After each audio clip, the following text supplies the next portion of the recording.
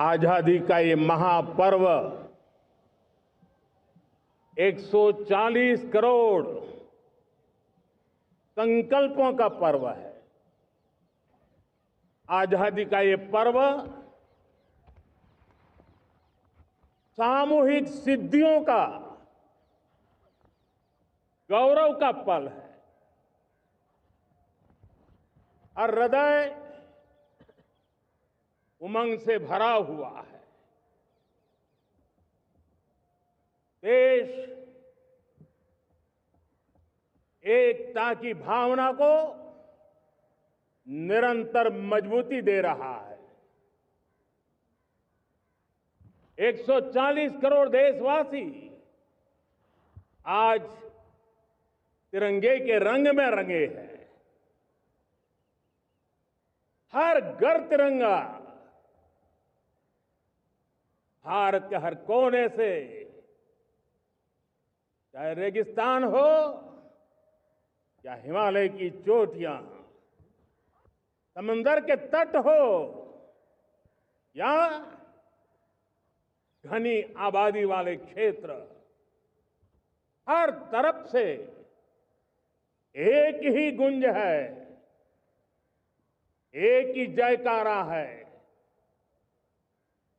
हमारी प्राण से भी प्यारी मातृभूमि का जयगान है।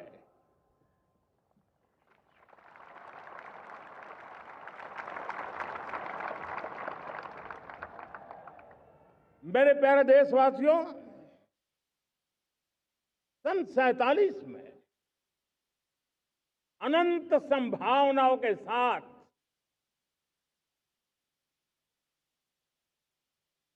कोटि कोटि भुजाओं के सामर्थ्य के साथ हमारा देश आजाद हुआ। देश की आकांक्षाएं उड़ानें भर रही थी, लेकिन चुनौतियां उससे भी कुछ ज्यादा थी। पूज्य बापू के सिद्धांतों पर चलते हुए संविधान सभा के सदस्यों ने एक बहुत ही महत्वपूर्ण दायित्व निभाया पड़ रहा। अब हम आत्मनिर्भर बनने की दिशा में काम कर रहे हैं। देश को विकसित बनाने के लिए हम अब समुद्र मंथन की तरफ भी जा रहे हैं। हमारे समुद्र के मंथन को आगे बढ़ाते हुए हम समुद्र के भीतर के तेल के भंडार, गैस के भंडार, उसको खोजने की दिशा में एक मिशन मोड में काम करना चाहते हैं। और इसलिए भारत ने national deep water exploration mission शुरू करने जा रहा है। ये ऊर्जा इंडिपेंडेंट बनने के लिए ये हमारी महत्वपूर्ण घोषणा है। मेरे प्यारे देशवासियों, आज पूरा विश्व क्रिटिकल मिनरल को लेकर के बहुत ही सतर्क हो गया है। उसके सामर्थ्य को लोग भली भांति समझने लगे हैं। कल तक जिस तरफ ज्यादा ध्यान नहीं था, वो आज सेंटर स्टेज पे है। हमारे लिए भी क्रिटिकल मिनरल्स में आत्मनिर्भरता बहुत अनिवार्य है। एनर्जी का सेक्टर हो, इंडस्ट्री का सेक्टर हो, रक्षा क्षेत्र हो, टेक्नोलॉजी के हर क्षेत्र हो, आज क्रिटिकल मिनरल्स की टेक्नोलॉजी के अंदर बहुत अहम भूमिका है। और इसलिए नेशनल क्रिटिकल मिशन हमने लॉन्च किया है। 1200 से अधिक स्थानों पर खोज का अभियान चल रहा है और हम क्रिटिकल मिनरल में भी आत्मनिर्भर बनने की दिशा में आगे बढ़ रहे हैं। मांग है कि हम एक बार उसको रिव्यू करें। हमने एक हाई पावर कमेटी को बिठा करके रिव्यू शुरू किया, राज्यों से भी विचार विमर्श किया। और मेरे प्यारे देशवासियों, हम नेक्स्ट जनरेशन जीएसटी रिफॉर्म्स लेकर के आ रहे हैं। ये दिवाली के अंदर आपके लिए तोहफा बन जाएंगे। सामान्य मानवीय की जरूरतों के टैक्स भारी मात्रा में कम कर दिए जाएंगे। बहुत बड़ी सुविधा बढ़ेगी। हमारे एमएसएमई, हमारे लघु उद्यमी, इनको बहुत बड़ा लाभ मिलेगा। रोजमर्रा की चीजें बहुत सस्ती हो जाएगी और उससे इकोनॉमी को भी एक नया बल मिलने वाला है। मेरे प्यारे देशवासियों, आज देश तीसरी बड़ी इकोनॉमी बनने के लिए समय है, तेज गति से आगे बढ़ रहा है। हम दरवाजे खटखटा रहे हैं और बहुत तेजी से हम उसको अचीव भी कर लेंगे। और कोई तो दिन होगा, मैं आपके बीच आकर के लाल किले की प्राचीर से ये खबर भी सुनाऊंगा।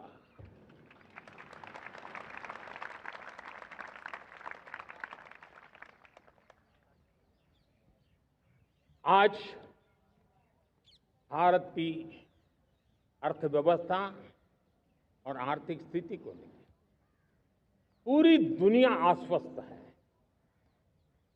इतनी अस्थिरता के बीच आशा की किरण बना हुआ है भारत का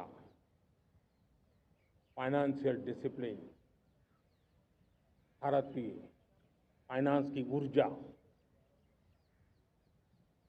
संकट के घेरे में जब अर्थव्यवस्था पड़ी हुई है, तब भारत ही उसे बाहर निकलेगा, ये भरोसा दुनिया में पनपा है। आज इन्फ्लेशन कंट्रोल में है, फॉरेन एक्सचेंज रिजर्व हमारे बहुत मजबूत है, हमारे मैक्रो इकोनॉमिक इंडिकेटर्स बहुत मजबूत है। ग्लोबल रेटिंग एजेंसी भी लगातार भारत की सराहना करती हैं, भारत की अर्थव्यवस्था पर ज़्यादा से ज़्यादा विश्वास व्यक्त कर रही है। ये बढ़ती हुई अर्थव्यवस्था का लाभ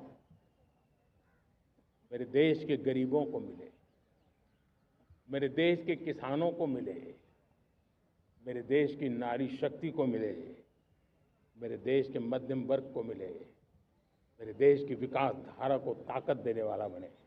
उस दिशा में हम नए नए प्रयास करें। आज युवाओं के लिए नए नए सेक्टर्स में हमारे नौजवानों के लिए अवसर बन रहे हैं। स्किल डेवलपमेंट, स्वरोजगार, बड़ी बड़ी कंपनियों में इंटर्नशिप, इस पर एक बहुत बड़े स्तर पर अभियान चल रहा है। और इसलिए देश के नौजवानों, आज मैं आपके लिए भी एक खुश खबर लेकर के आया। मेरे देश के नौजवानों के लिए आया। आज 15 अगस्त है। आज 15 अगस्त के ही दिन मेरे देश के युवाओं के लिए 1 लाख करोड़ रुपए की योजना हम चालू कर रहे हैं, लागू कर रहे हैं। आज से प्रधानमंत्री विकसित भारत रोजगार योजना आज ही 15 अगस्त को लागू हो रही है। ये आपके लिए बहुत खुशखबरी है।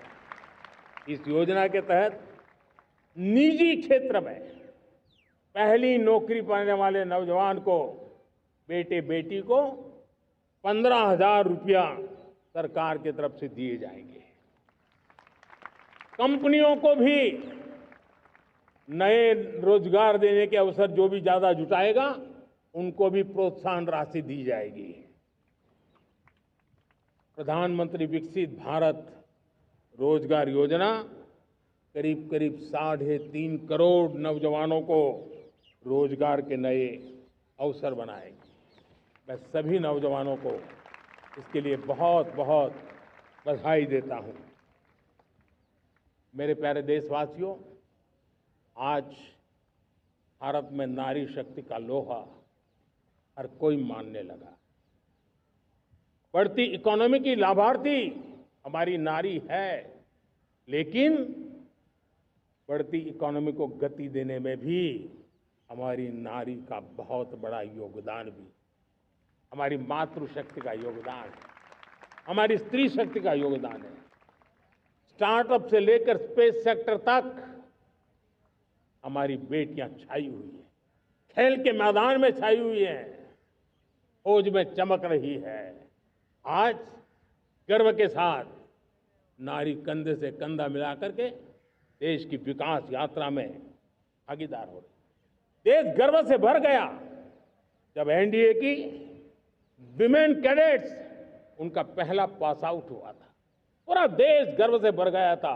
सारे टीवी चैनल उसी के पीछे लगे हुए थे। कितने बड़े गौरव की पल थी। Self help group, 10 crore self help group की बहनें क्या कमाल कर रही है। नमो ड्रोन दीदी नारी शक्ति की एक नई पहचान बनी। गांव में मुझे एक बहन मिली, वो कहती मुझे अब तो गांव वाले पायलट कह करके बुलाते हैं। बड़े गर्व से कह रही, ज्यादा पढ़ी लिखी नहीं थी, लेकिन उसका रतबा पैदा हुआ है। साथियों, हमने 3 करोड़ महिलाओं को लखपति दीदी बनाने का संकल्प लिया था। 3 करोड़। और मुझे आज संतोष है कि हम तेज गति से काम कर रहे हैं। समय से पहले 3 करोड़ का लक्ष्य पार कर लेंगे। और आज मैं खुशी से देश को बताना चाहता हूं कि मेरे नारी शक्ति का सामर्थ्य देखिए। देखते ही देखते 2 करोड़ महिलाएं लखपति दीदी बन चुकी है। आज कुछ लखपति दीदी हमारे सामने बैठी है। ये है मेरे सामर्थ्य। और मेरा विश्वास है दोस्तों, भारत की विकास यात्रा में उनकी भागीदारी बढ़ने वाली। मेरे प्यारे देशवासियों, मेरे देश के किसानों का भारत की अर्थव्यवस्था में बहुत बड़ा योगदान है।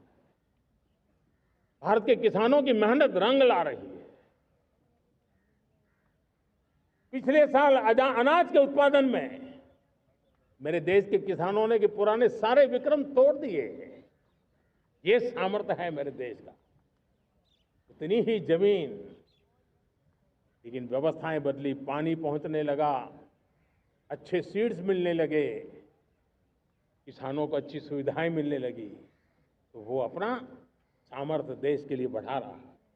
आज भारत दूध, दाल, जूट जैसे उत्पादन में नंबर 1 है दुनिया में। आज दुनिया का दूसरा सबसे बड़ा फिश प्रोड्यूसर। मेरे मछुआरा भाई बहनों की ताकत देखिए। फिश प्रोड्यूसन में दुनिया में हम दूसरे नंबर पर पहुंच चुके हैं। आज भारत चावल, गेहूं, फल और सब्जी के उत्पादन में भी दुनिया में दूसरे नंबर पर पहुंच चुका है। साथियों, आपको खुशी होगी, मेरे देश के किसान जो पैदावार देते हैं, आज वो उत्पादन दुनिया के बाजार में पहुंच रहा है। 4 लाख करोड़ रुपया एग्रो प्रोडक्ट का एक्सपोर्ट हुआ है। ये मेरे देश के किसानों ने हमें ताकत दिखाई है। हम छोटे किसान हो, पशुपालक हो, मछुआरे हो, देश के विकास की अनेक योजनाओं का लाभ आज हम उन तक पहुंचा रहे हैं। पीएम किसान सम्मान निधि हो, रेन वाटर हार्वेस्टिंग हो, सिंचाई की योजनाएं हो, क्वालिटी सीड्स हो, फर्टिलाइजर की आवश्यकता हो, हर क्षेत्र में आज और किसान को एक भरोसा हो गया है फसल बीमा का। वो साहसिक बना रहा, उसका परिणाम भी देश को मिल रहा है।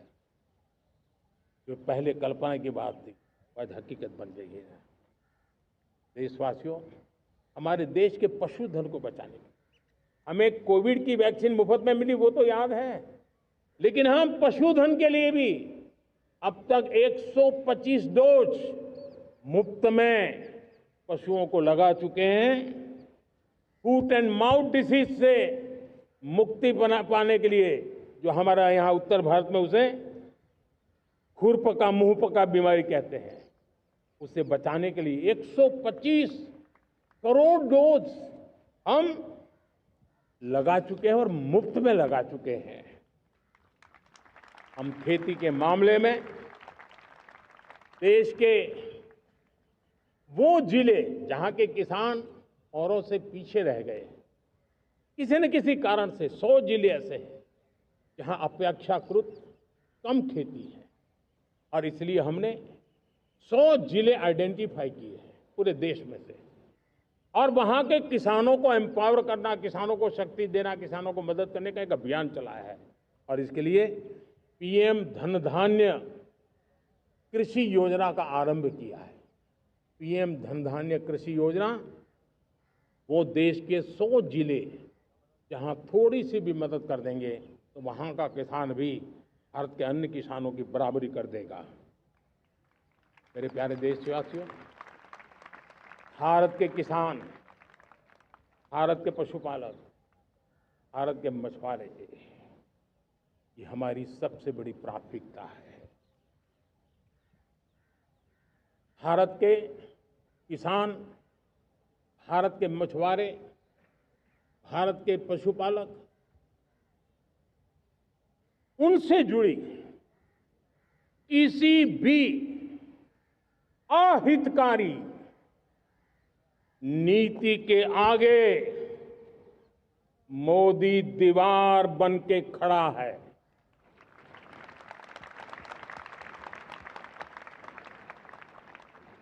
भारत अपने किसानों, अपने पशुपालकों, अपने मछुआरों के संबंध में कभी भी कोई समझौता नहीं स्वीकार करेगा।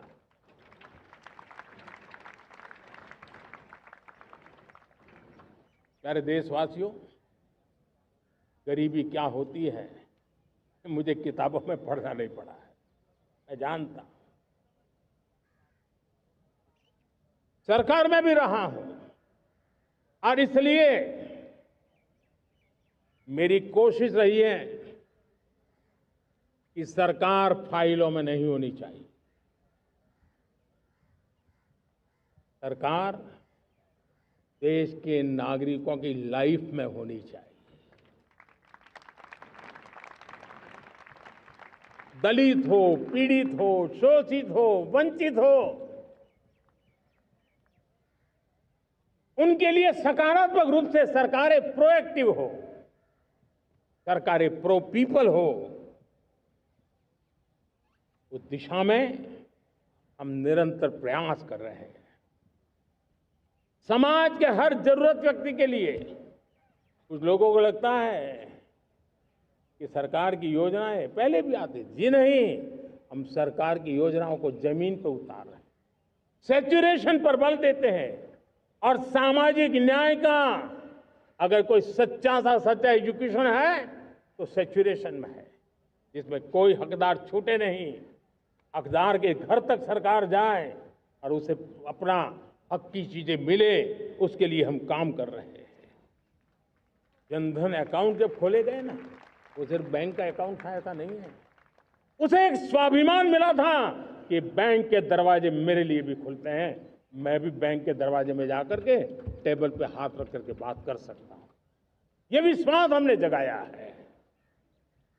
आयुष्मान भारत ने बीमारी को सहने की आदत से मुक्ति दिलाने का और उनको अच्छे स्वास्थ्य के लिए मदद करने का काम, और जब हम वरिष्ठ नागरिकों को 5 लाख रुपए से ज्यादा मदद कर करके उनके आरोग्य की चिंता करते हैं। आज पीएम आवास, 4 करोड़ गरीबों को घर मिलना मतलब जिंदगी के नए सपने वहां सजते हैं। वो सिर्फ 4 दीवारें नहीं है दोस्तों। रेहड़ी पटरी वालों के लिए पीएम स्वनिधि योजना, जो कभी प्याज के चक्कर में फंसा रहता था, आज पीएम स्वनिधि से रेहड़ी पटरी वाला भी, और आपने देखा वो यूपीआई से पैसे लेता है, यूपीआई से पैसे देता है। ये बदलाव आखिरी व्यक्ति तक चिंता, लोगों की लाइफ में सरकार होनी चाहिए। उसी के कारण ये जमीन से जुड़ी योजनाएं बनती हैं, और जमीन से जुड़ी योजनाएं जमीन पर उतरती हैं, और जमीन से उतरी हुई योजनाएं जीवन में बदलाव लाने का एक सशक्त माध्यम बन जाती है। एक समय था, गरीब हो, पीड़ित हो, आदिवासी हो, वंचित हो, दिव्यांग हो, हमारी विधवा माताएं बहनें हो, अपने हक के लिए दर दर भटकते रहते थे। सरकारी दफ्तरों में चक्कर लगाते लगाते जिंदगी पूरी हो जाती। आज सरकार आपके दरवाजे पर आती है, सैचुरेशन के अप्रोच को लेकर के आती है। करोड़ों लाभार्थियों को सरकारी योजनाओं का लाभ मिल रहा है। डायरेक्ट बेनिफिट ट्रांसफर एक बहुत बड़ा क्रांतिकारी काम हुआ है। साथियों, गरीबी हटाओ के नारे देश ने बहुत सुने हैं, लाल किले से भी सुने, और देश सुन सुन करके थक गया था, और देश ने मान लिया था कि गरीबी हट नहीं सकती है।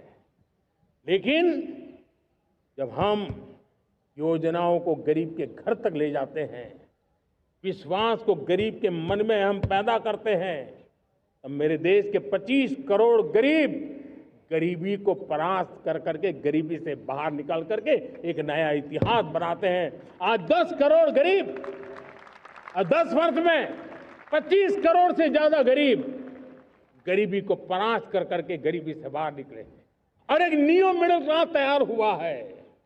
मेरे साथियों, ये न्यू मिडिल क्लास और मिडिल क्लास एक ऐसी जुगलबंदी है जिसमें एस्पिरेशन भी है, एफर्ट भी है। वो देश को आगे बढ़ाने के लिए बहुत बड़ा सामर्थ्य बनने वाली है। मेरे प्यारे देशवासियों, बहुत ही निकट भविष्य में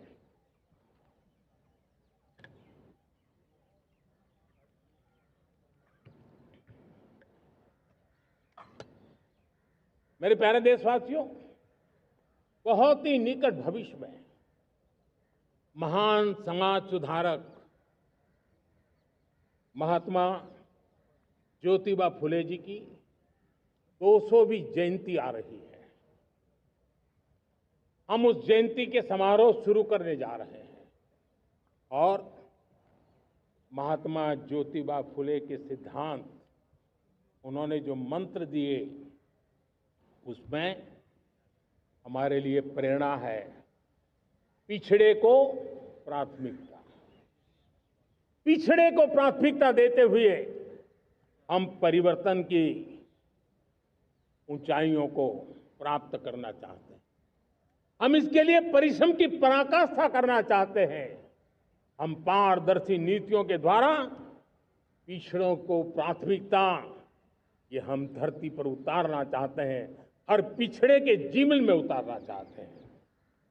साथियों, रेहड़ी पटरी वालों के लिए स्वनिधि योजना हो, या हमारे हुनर वाले, हाथ से काम करने वाले विश्वकर्मा योजना की बात हो, आदिवासी में भी जो पिछड़े रह गए हैं उनके लिए पीएम जनधन की योजना की बात हो, हमारे पूर्वी भारत को विकास में पूरे देश के अंदर बराबरी में लाना और उनको नेतृत्व देने की दिशा में काम हो। हम सिर्फ समाज पिछड़े हो उनकी चिंता तक अटकने वाले नहीं है। जो क्षेत्र पिछड़े हैं उनको भी हम प्राथमिकता देना चाहते हैं। जो जिले पिछड़े रहे हैं हम उनको प्राथमिकता देना चाहते हैं। जो ब्लॉक पिछड़े रहे हैं उनको प्राथमिकता देना चाहते हैं। हमने 100 एस्पिरेशनल डिस्ट्रिक्ट, 500 एस्पिरेशनल ब्लॉक, उसी मिशन में काम किया है। हमने पूर्वी भारत के विकास के लिए हजारों करोड़ रुपए के इंफ्रास्ट्रक्चर के प्रोजेक्ट को बल दिया है। हमने पूर्वी भारत के जीवन को बदल करके देश की विकास यात्रा में भागीदार बनने का। मेरे प्यारे देशवासियों, जीवन हर क्षेत्र में विकास होना चाहिए। विकास के लिए खेल का भी महत्व होता है। और मुझे खुशी है कि एक जमाना था जहाँ बच्चे खेल में अगर समय लगाते हैं तो माँ बाप ज्यादा पसंद नहीं करते थे। आज एकदम से उलट गया है। अगर बच्चे खेलकूद में आगे आते हैं रुचि लेते हैं तो माँ बाप गर्व से भर जाते हैं। मैं इसे एक शुभ संकेत मानता हूं। मेरे देश के परिवार के अंदर खेल को प्रोत्साहन का वातावरण मैं देखता हूं, मेरा मन गर्व से भर जाता है। मैं इसे देश के भविष्य के लिए बहुत शुभ संकेत मानता हूं। और साथियों, इस खेल को बढ़ावा देने के लिए हमने नेशनल स्पोर्ट्स पॉलिसी कई दशकों के बाद हम देश में खेलो भारत नीति को लेकर के आए हैं, ताकि एक खेल जगत का सर्वांगीण विकास का प्रयास हो। स्कूल से लेकर के ओलंपिक तक हम एक पूरा इकोसिस्टम डेवलप करना चाहते हैं, चाहे कोचिंग की व्यवस्था हो, फिटनेस की बात हो, खेल के मैदान हो, खेल की व्यवस्थाएं हो, खेल के लिए आवश्यक साधन हो, लघु उद्योगों को भी खेल के साधन बनाने में मदद करने की बात हो। यानी एक प्रकार से पूरा इकोसिस्टम हम दूर दराज के बच्चों तक पहुंचाना चाहते हैं। लेकिन साथियों, जब मैं फिटनेस की बात करता हूं, जब मैं खेलकूद की बात करता हूं, तब मैं एक चिंता भी आपके सामने रखना चाहता हूं। हमारे देश के हर परिवार को चिंता करनी चाहिए। मोटापा हमारे देश के लिए बहुत बड़ा संकट बनता जा रहा है। आने वाले वर्षों में लोग, जो पंडित लोग हैं वो कहते हैं, जो जानकार लोग कहते हैं, हर तीसरे व्यक्ति में एक व्यक्ति मोटापे का शिकार होगा। हमें मोटापे से बचना है, ओबेसिटी से बचना है। और इसलिए मैंने बाकी सब करना पड़ेगा, लेकिन एक छोटा सा सुझाव दिया था कि परिवार तय करे कि जब खाने का तेल घर में आएगा 10% कम ही आएगा और 10% कम ही उपयोग करेंगे, और हम ओबेसिटी के खिलाफ लड़ाई को जीतने की दिशा में हम अपना योगदान देंगे।